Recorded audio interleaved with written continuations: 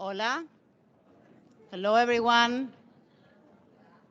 Hola, United Nations. My name is Gaby Natal. I'm a Triple Emmy Award-winning journalist. I'm an author. I'm a speaker. And today, I have the honor and the responsibility to lead and moderate the discussions around sponsorship and mentorship. And as I learned that I was moderating this panel, I started thinking about an element that I believe is crucial to the success of any sponsorship or mentorship program, and that is visibility. And when I talk about visibility, it's not just the visibility of the program, but our own visibility. How do we feel about our own contributions? Are we being loud and proud about the value that we have to contribute? Because sometimes when I think about our culture, I have to recognize that we have a problem. Our culture mistakenly associates being humble, being a good person, with undermining our own contributions. And the truth is, many times, there's going to be a mentee that is going to take the first steps, but many other times, it's the mentor or the sponsor who chooses from a multitude of possibilities. And how are they going to choose you if your genius is not on anyone's radar? So I want for all of us to challenge how we feel about visibility, because visibility is not about being selfish. Visibility is not about being vain. Visibility is a critical tool that we have at our disposal to raise awareness about the contributions that we and our teams and our communities are doing. Underplaying our own contributions to look humble is helping no one and is helping all of us. So please know that you can be a good person, humble, however you want to call it, and be assertive and be visible. And on that note, I'm going to take it over to our experts today, because we have a very special panel, and I'm going to break the rules real quick, just a little bit to introduce them, but there's a reason to this method, and that is that our panel has a gradient of different experiences. So next to me, can I call you veterano? You're not going to... Sí, claro. Okay. Viejo también. No. So next to me, we have JC Gonzalez Mendez, President of Latin America for McDonald's. He's retired. Thank you for joining us. Thank you, Gabby. Then we have then we have Caitlin Jesus. She's the Vice President and America CFO for IBM. Thank you. Next to her is Santi Strasser. He's the co-founder of Carpe Diem in General Mills. Bienvenido. And then on the other side of our panel, we have Melissa Sanchez. She's a legal assistant and is doing her internships, and she's going to share with us from the point of view of the mentees. So we have a whole different scope of view. So let's get this started. And I want to start with Caitlin, asking you, what motivated you to become involved? Asking all of you, but Caitlin first, what motivated you to become involved in mentorship and sponsorships programs? So first, I believe that giving back really helps you, feeds your soul. So giving back to the mentorship, sponsorship, yeah, thank you. It's super important. But banking on what Gabby said and not trying to be humble, but is still very proud of it. I've been in a 112 years old company that has never, ever had a Brazilian, a woman, Latina as a CFO of Americas in that company.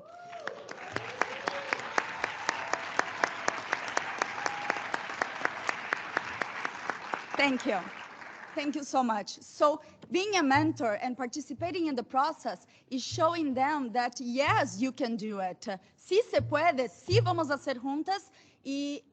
I would like to participate in this process to really open doors, right? And you can open doors at any level. And I think that's the beauty of this panel, right? You can open levels at our level. You can open levels as an intern that just got in and wants to bring somebody else to the table and understand how the company works. Yeah, I would like to add, I think it's important if we think of mentors as playing a role and not necessarily someone.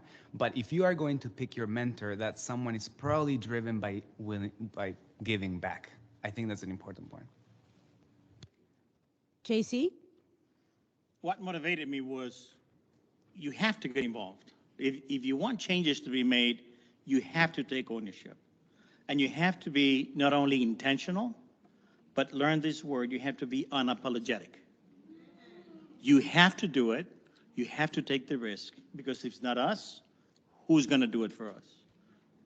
And if it's not now, when? JC, and I want to stay with you for the next question, because you created the first internship program for Latinas for McDonald's. So that's quite a legacy. So I would love to know your opinion, and how can mentorship and sponsorship programs benefit specifically the Hispanic community? So I'll digress for a little bit. I was told that we could not hire educated Latinas at McDonald's. Let me repeat what I just said. I was told that we could not hire educated Latinas at McDonald's. So, to make a long story short, we started an internship program in which we brought the students from colleges in Southern California, and they worked 20 hours at McDonald's. But we exposed them to regional managers meetings, to co-op meetings where they met Luis Miguel Messiano doing his magic on creative, and show them that there was much more than a restaurant. It was so successful that during the year 1995, when 100 McDonald's restaurants in Los Angeles were ranked among the 138 different profit centers, they ranked number 1, 2, 3, 4, and 5 in profitability. And 70% of those restaurants were managed by women, Latinas. The beauty of it is that it doesn't stop there, because once they had the education, they had the wherewithal to do and continue to progress. There's names out there like Mariela Montes or Marisela Verduzco, or you may remember Ofelia Melendres-Crump, who just retired from McDonald's as the regional vice president, the highest ranking Latina at McDonald's, just retired at the age of 53. Was just elected to the board of one of the major airlines. So that's a success. And I think that's the responsibility for us to take on mentees, because while our success is our responsibility, we can't do it on our own. We depend on others. JC, and I want to follow up with you with another question, which is, you shared with me an exercise that you did with those Latinas, and it could be useful for any Latino to think bigger. When they started this internship and they were really young, could you share with the audience that exercise? Oh, you're thinking about the retirement. Hispanic. Yeah, so we used to host twice a year a Hispanic open house, because we wanted to bring the Hispanic families to McDonald's, so the manager saw that there was more than just a hamburger flipping job. Because mom did not want mi hija to flip burgers after going to University of Southern California. So we wanted to show them that there was more future. So we would show in the screen profit sharing programs and stock options and things of that nature. And Ofelia Melendres told me, I'm not coming because my mom wants me to quit. I said, no, you're not only coming, you're coming, your mother is coming. And we're having dinner afterwards. And after the presentation happened, we sat down, Deborah, the love of my life that is sitting there, and I with them. And I showed them my profit sharing, my stock options. 25 years later, at Ophelia's retirement, her mother was there. She still asked her, have you asked Uncle JC what you should do? The impact that I had on that woman is probably one of my greatest accomplishments. She did it on her own, but she needed the door to be open, and she needed somebody to show mama that, hey, there's a lot more. Hey, listen, I don't know if it was Luis Messiano who produced the commercial for Ophelia. We put on a commercial that it was possible for a Latina born in the U.S. to be successful. Anyway. Mm-hmm. Thank you very much for sharing.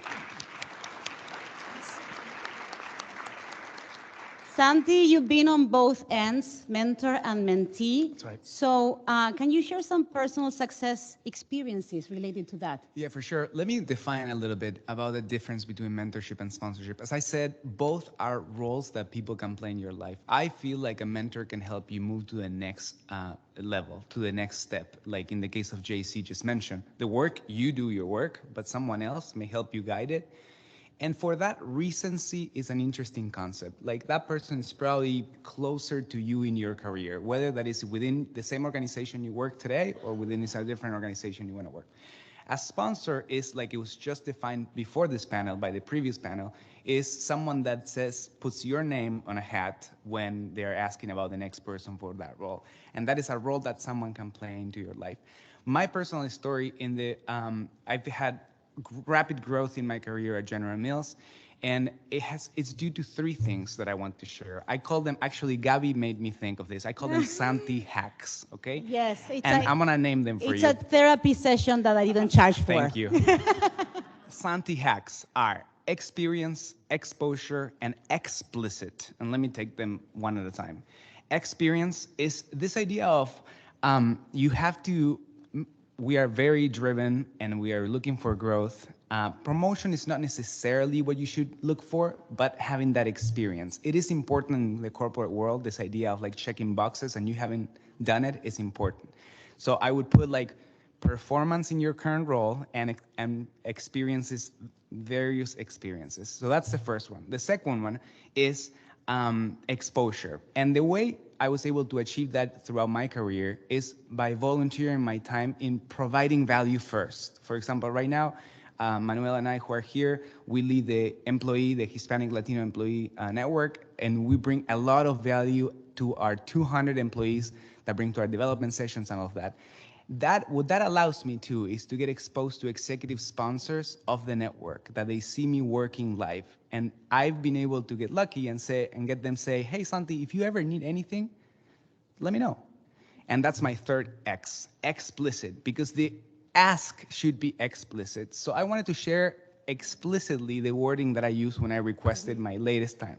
And it says like this: I sent this person, this executive at the company that I currently work, an IM via Teams. Now, it's important that this IM, when you are, because you're reaching out through structures, that person may not be able to respond to you. So that's important, an important piece. And it says like this: hey, XYZ, I wanted to keep you in the loop. I have applied for XYZ role. Reporting to. Important you include that person, because he or she will know what to do. Likely a great fit for me. And that's where you have your reasons to believe. Why do you think it's a great fit for you? Really sell yourself there. If you think it makes sense, any support from you would be greatly appreciated. And what that phrase does is ask explicitly, provides the information of that's the hiring manager, the person I want you to reach out, and also leaves them an out. If they don't want to sponsor you for that, that's okay as well. And that gave you how many promotions in how much time? 2 promotions in 3 years. There we go. Pretty effective. Now, Melissa, I'm curious about your point of view. What attributes, what qualities would you like to find in a mentor or a sponsor? Yeah, so I am just starting my career. I just recently graduated from the University of Chicago with a degree in political science. Thank you. And I really thought that I knew what I wanted to do right away. I thought I was going to get a big job, was going to get a big salary, but that didn't turn out how it was supposed to be. So I had to take a job at a gas station and just to pay the bills while I continued my job search. But recently, I've had a lot of mentors, and one of them really, really went above and beyond to help me through this process, this interview process to land my first job. She coached me. She told me that it's all going to be okay. And I really started to, at first, very doubtful that I wasn't going to get anywhere because I wasn't where I wanted to be. But because of her words and the time she took to really be there for me and mentor me, everything changed. I started to have more confidence. I started to believe that maybe I'm not there yet, the dream career, but I will be there soon. So I really am looking for people, or I'm looking for a mentor who is generally going to listen to me, understand me, and believe in me. 'Cause that's something that a lot of people where I come from don't have. And if you and if you work in HR and you need somebody with experience speaking at the United Nations, you already have her. Okay, Caitlin. Yes, let me pile on this, and I'll be a little bit provocative. Maybe it's a little bit different than you heard from other people, what you should look for when you're looking for a mentor.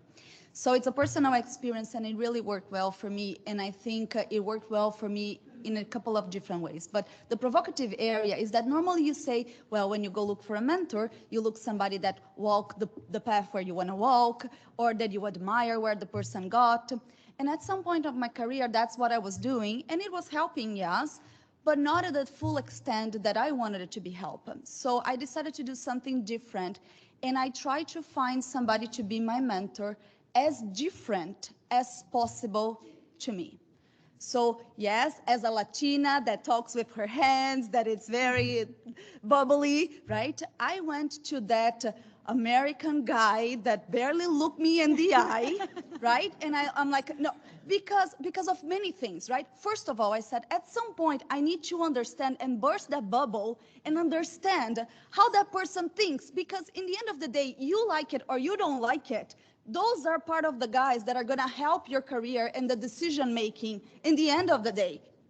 Not in the future. 2050, we know the future is us, but right now, those are still the guys. So I went there, I chose one of them randomly. I asked him to be my mentor. He probably looked at me if I had like 3 heads, right? We start this mentorship relationship, really awkward in the beginning.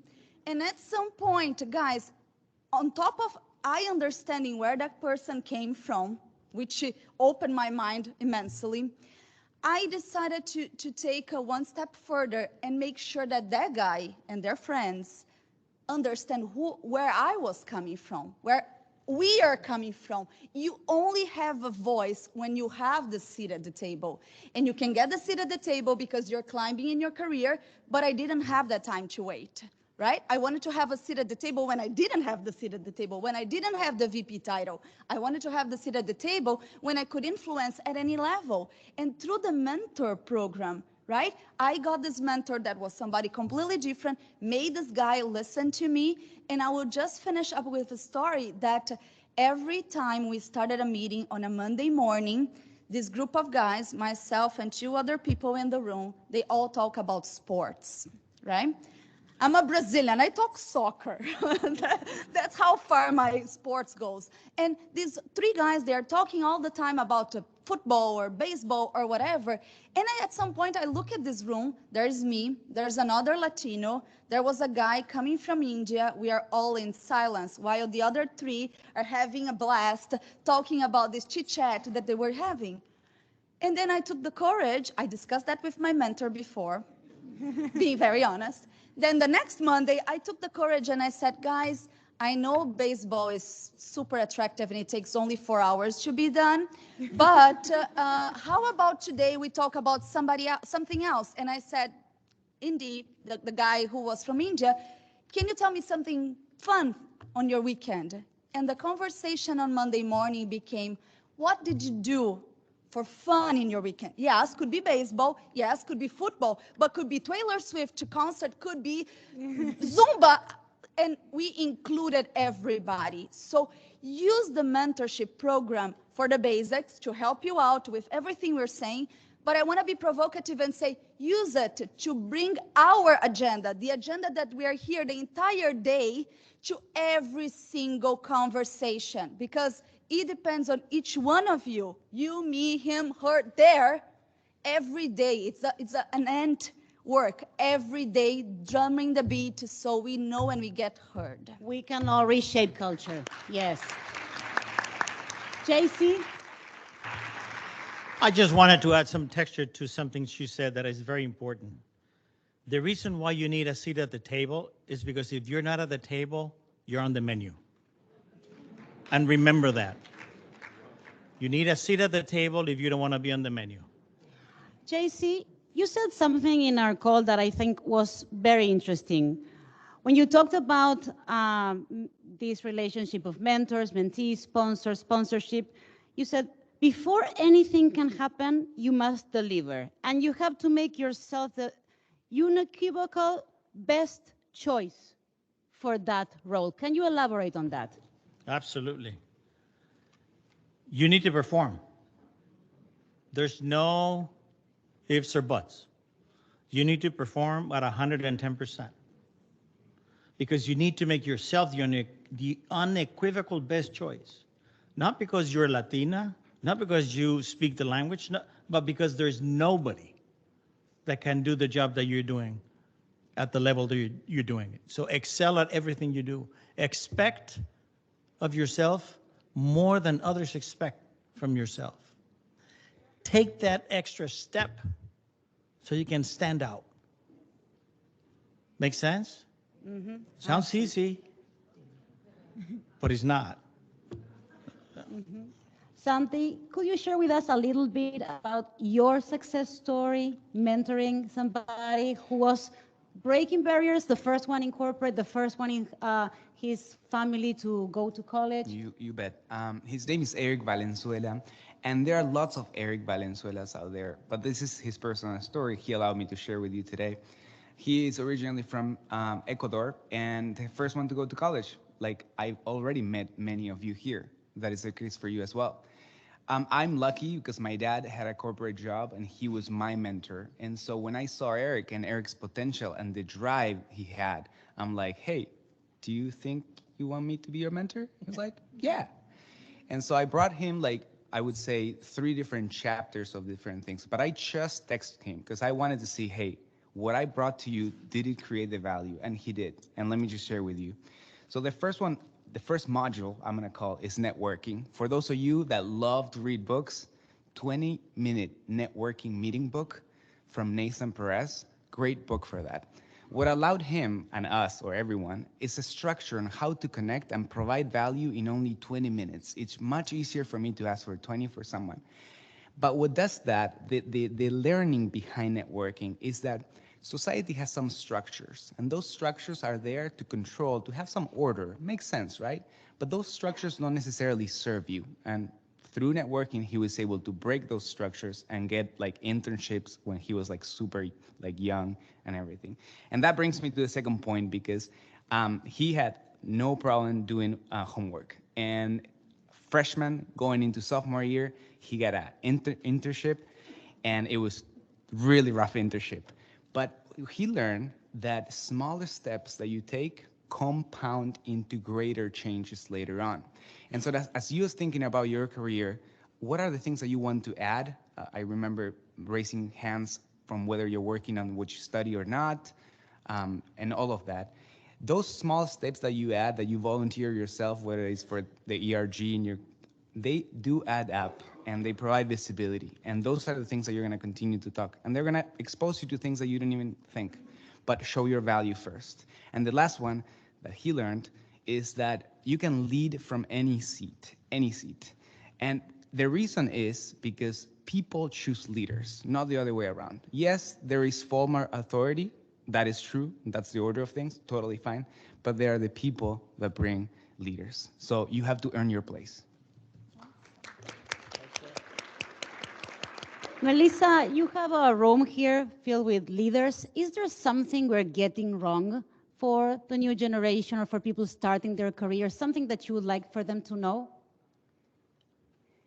I think that a lot of people from my community are not exposed to these type of experiences that I'm lucky enough to have, being sitting in a room like this full of leaders that have made it.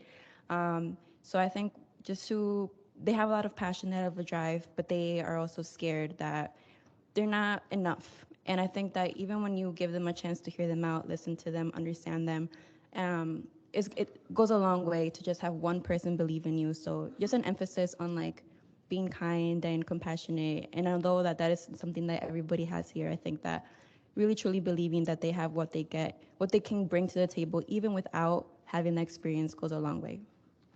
Thank you. Now, JC, you're in the other side of this scope of experience. what would you like people like Melissa to know in the beginning of their journey? Anything that you dream, you can accomplish. But I think it was Claudia who said you have to see it to believe it, to then make it happen. 1, 2, networking is working the net. It's work. It's not, oh, he's my mentor and I'm gonna, when I see him, I'm gonna say that he's my mentor. There's a lot of work that needs to happen. I would encourage you to do a self-assessment first. What are the great qualities that describe you? And then what are the ones that you may have an opportunity with? And the ones you have an opportunity with, those are the ones you have to shorten. And look for people that have those abilities that don't look like you. That's very important. My mentors, of the 20 some odd that I have, I think 3/4 are not Latinos. 3/4 are women. So I do that on purpose because you can't see what you can't see. And if I have a mentor that looks like me, that thinks like me, all we're going to do is have a beer. Or two. So be purposeful, understand what it is that you need, and be very selective, though, and do the work. Perfect. Because it's working, yeah. Thank you. And it's time for closing remarks for each one of you. So I would like to give you the time to say whatever you want to leave the audience with, something that you want as your closing remarks. Let's start with Santi. Yeah, well, I would like to help you identify a sponsor or an individual that could play this role. And I did a little bit of research, and sorry, I may take a few more minutes, but one good cue that there's someone that could become a sponsor, it's personal interest. It's interest in general. If you recommended a book and that person read it, if you guys went with your couple and you're married and you went together for dinner, anything that shows personal interest is a good sign that that person could be a sponsor for you.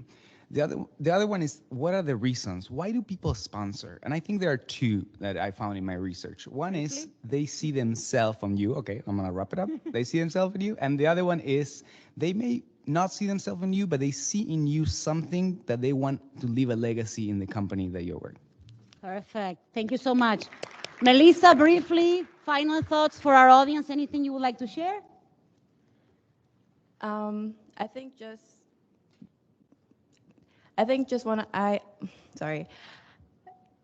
that everything that you guys are doing so far is an amazing achievement, and I can't wait to be in the position where you guys are. So thank you for the opportunity, and thank you for showing us the way of how to make it out here.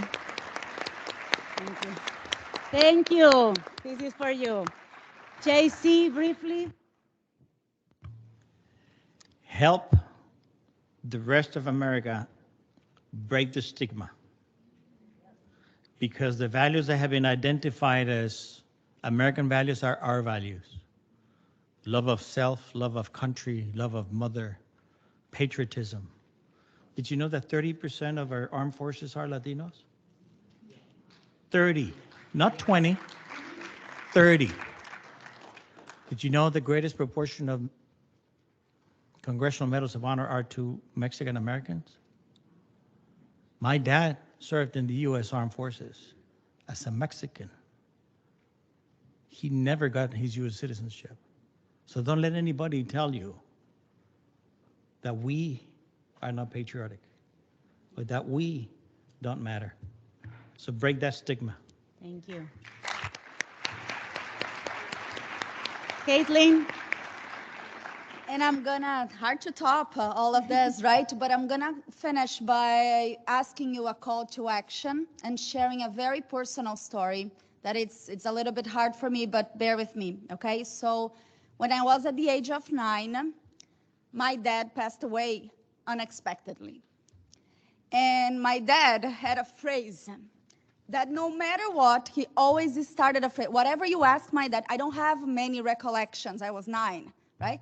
But whatever phrase, whatever you ask for my dad, like, Dad, can we go to the park? My dad always started the phrase by this: Now I can't, but when I retire, we're gonna go to the park every day. Can we travel? No, we can't travel because I'm saving, but when I retire, we are gonna travel the world. My dad passed away, as I said, unexpectedly at the age of 50 something on a Friday. And his retirement papers got to our house on the Monday, following Monday. Do you know what that means? The time is now. We are the change. The time is now. Each one of us, if you have a dream, the dream is now. If you want, go find your mentors, your sponsor, your group, this group, right? But let's us drive now, not when we retire, not when we got another promotion, not when somebody helps you out. The time is now, and we are the ones. Thank you. And on that note, I want to thank all my panelists, Melissa, Santi, Caitlin, JC. Thank you so much. It's been great being your moderator. And remember, every day we can pioneer, and every time we pioneer, we move the world forward. Thank you so much for having us. How about another Emmy for Gabi?